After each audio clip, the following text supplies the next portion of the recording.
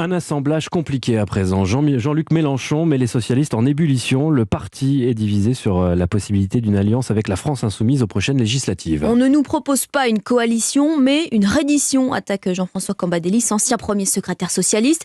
Une coalition n'est pas une soumission, répond son successeur Olivier Faure. Des socialistes divisés, donc dans le viseur aussi de l'équipe présidentielle.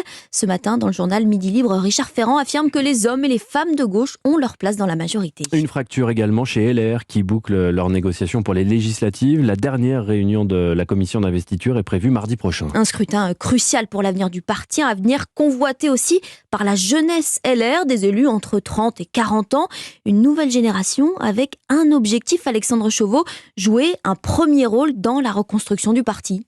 Oui, alors que les autres partis politiques sont désormais incarnés par de jeunes figures, Gabriel Attal, Jordan Bardella ou Adrien Quatennens, LR peine à faire émerger sa nouvelle garde. Alors celle-ci veut se faire entendre, de Pierre-Henri Dumont à Raphaël Schellenberger, en passant par Jonas Haddad. Ils comptent sur les législatives pour s'imposer définitivement dans leur camp.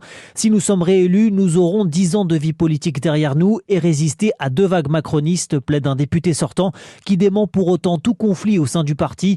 Propos confirmés par Aurélien Pradier, député du Lot, qui appelle simplement à un renouvellement des générations. On a la chance chez les Républicains d'avoir 2 générations qui sont capables de travailler l'une avec l'autre. C'est le moment sûrement pour la droite républicaine de ressembler un peu plus à la société. Alors sans les nommer, plusieurs cadres sont néanmoins visés, héritiers de l'époque Sarkozy, Jean-François Copé ou Brice Hortefeux notamment.